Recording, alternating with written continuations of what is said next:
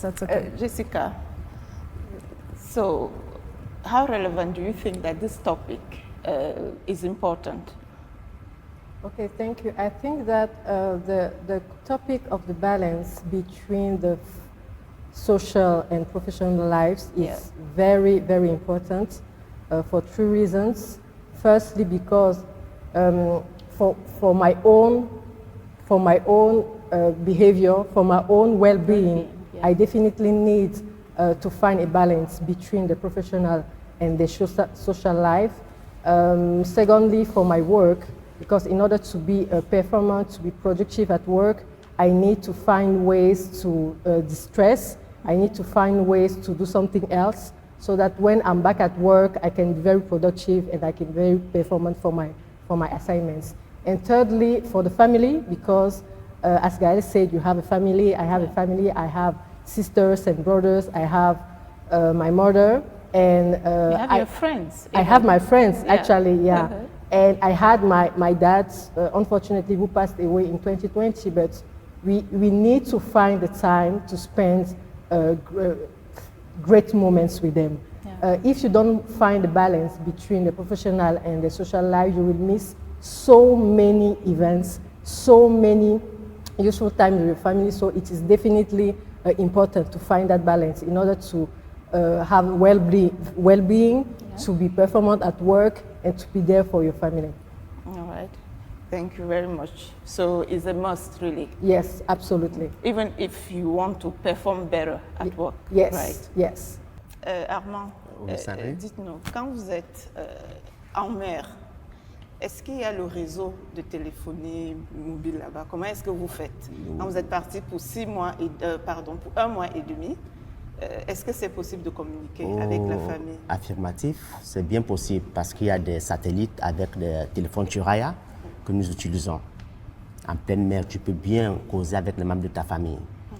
Et ce n'est pas souvent autorisé parce qu'en causant avec les membres de la famille et qui peut-être il y a un souci, cela peut t'affecter directement, mais on n'autorise pas. Donc en tant que commandant à bord, bon, tu peux me poser la question, je t'accorde peut-être 2 à 3 minutes et tu le fais devant moi. Quand il y a autre chose qui est un peu défaillant, je te dis stop. C'est 2 à 3 minutes à quelle fréquence? Est-ce que c'est si le besoin se fait ressentir ou bien c'est une fois, je ne sais pas moi, par jour? Non, normalement, chaque navigateur a 2 appels par jour, le matin et le soir. De 2 à 3 minutes? Oui, chacun. 2 à 3 minutes chacun.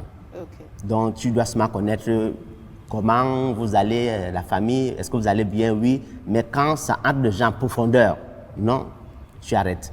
Mais ça peut affecter ton service. Dites-nous, les jeunes personnes qui veulent devenir marins, en quoi est-ce que ce sujet de discussion est-il important? Ok, merci beaucoup Sandrine. C'est très important parce qu'il y a certains jeunes qui veulent embrasser le service de navigation, mais ne sachant pas vraiment comment est ce service. Donc, premièrement, il faut être sûr. En embrassant ce service, tu peux être loin de ta famille, c'est la première des questions. Deuxième question, tu es prêt à être fidèle et te marier avec une femme? Deuxième des questions. Troisième question, est-ce que tu peux être posé dans ton service? Ce sont les 3 choses pour un marin. Gaël, en quoi diriez-vous que le thème de ce jour est pertinent dans la navigation aérienne? Alors, le thème est très pertinent, j'ai envie de dire même pour tous les métiers, mais particulièrement pour ceux où on se déplace beaucoup, comme les nôtres. Pour une hôtesse de l'air, je vais prendre mon cas. Hein. Moi, je suis maman de 3, comme on le dit depuis le début. Et c'est très important pour une maman d'être là pour ses enfants. Et quand tu as ce genre de métier qui te demande de partir tout le temps, à un moment donné, il va falloir trouver l'équilibre. Déjà, le métier en lui-même est stressant parce que toute la journée, vous êtes soumis à déjà des variations de pressurisation. Vous êtes au sol, vous êtes en l'air. Vous avez plusieurs personnes que vous croisez dans la même journée qui ont des problèmes divers et auxquels vous devez attend to. Okay. Donc, quand tu as tout ça à gérer dans la même journée, ça t'ajoute déjà un certain lot de stress. Okay. Et il faut pouvoir l'accumuler et le laisser au travail quand tu rentres pour gérer ta famille. Et ça, c'est si tu rentres. Ouais. Donc, comme le disait Jessica, la balance, c'est quelque chose qu'il faut vraiment trouver au milieu de tout ça. Parce qu'il ne faut pas mélanger la vie professionnelle, la vie privée. Mais il faut pouvoir contenter du mieux qu'on peut des deux côtés. Il faut être très performant dans son travail, c'est une exigence. On a un travail qui a des réglementations. Il faut les suivre à la lettre, on a des contrôles régulièrement, il faut connaître tout son matériel, il faut savoir comment gérer certaines situations qui peuvent aller même jusqu'en justice parce que souvent quand ça se dégrade, il faut savoir le juste milieu, comment gérer une situation à bord, sinon ça va escaler jusqu'à la justice. Okay. Et il faut en même temps donc pouvoir concilier ça et ramener une maman à la maison, mais pas une hôtesse de l'air, vous voyez? Ouais. Donc, très important, il faut en parler. Merci. Vous nous permettez là d'embrayer sur le prochain point, sur les conseils et les recommandations. Cher public, comme vous avez pu le voir, nos invités ont vraiment maille à partir pour concilier boulot et vie familiale. C'est à se demander si nous qui avons les métiers sédentaires, si nous avons raison de nous plaindre par rapport à ce que les dames et le monsieur sur ce plateau vivent. Tout de suite, après ce jingle, on abordera la question des solutions.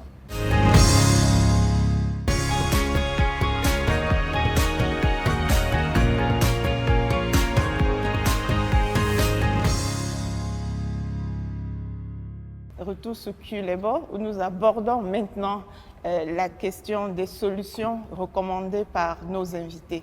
Ils nous diront comment est-ce qu'ils font pour joindre les deux bouts. Nous revenons vers vous, Jessica. Comment est-ce que vous gérez les situations de, j'ai pas envie de dire de conflit entre le travail et la vie familiale? Comment est-ce que vous en sortez au quotidien? Ok, très bien.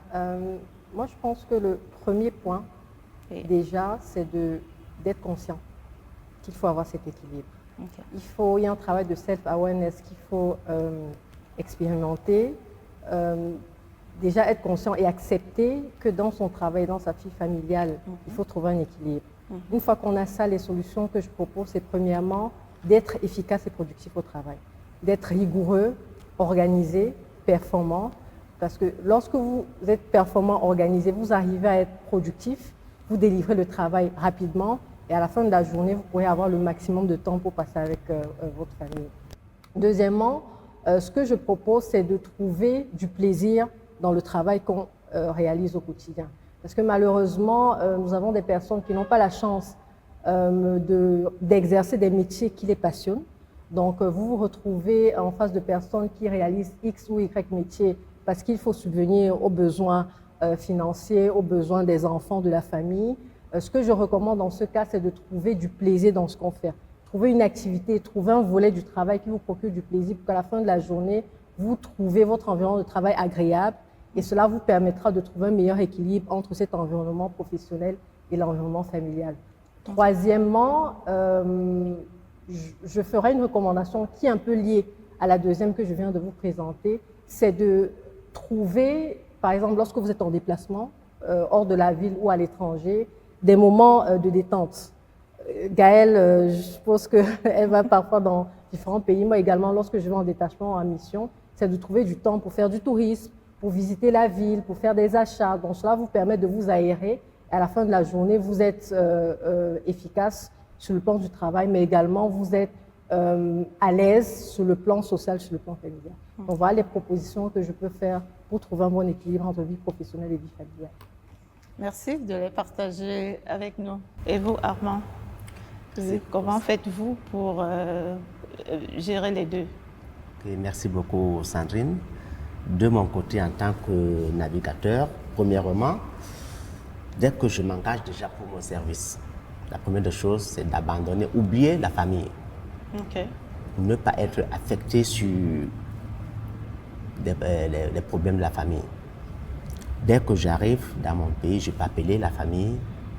Là, nous avions tout notre temps de causer. Okay. Ouais. Parce que quoi? En pleine navigation, il ne faut pas qu'à chaque mois, comme je l'ai dit tout à l'heure, il faut toucher le téléphone. J'ai dit que c'est 3 minutes pour tout un membre d'équipage.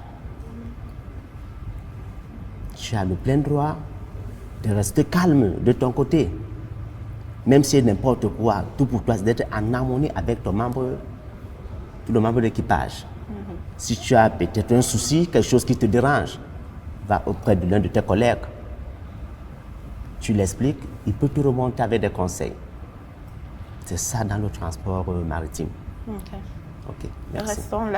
Restons là-dessus. Comment se passe le retour sur le continent quand on a passé plusieurs jours en mer?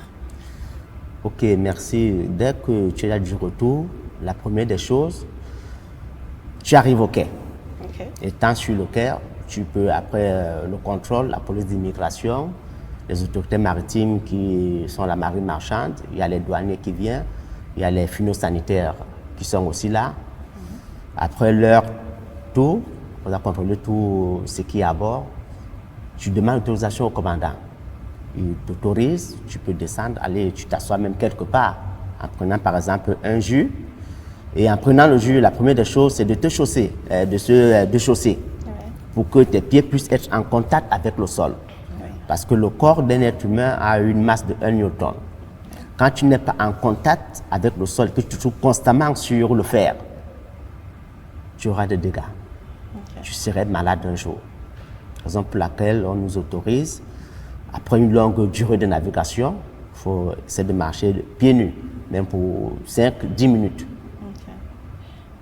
Est-ce que c'est le cas de tous ceux qui vont en mer ou bien les marins pêcheurs par exemple? Est-ce qu'il n'y a pas des exigences particulières pour cela? Ok, même les marins pêcheurs, et au niveau des marins pêcheurs aussi, il y a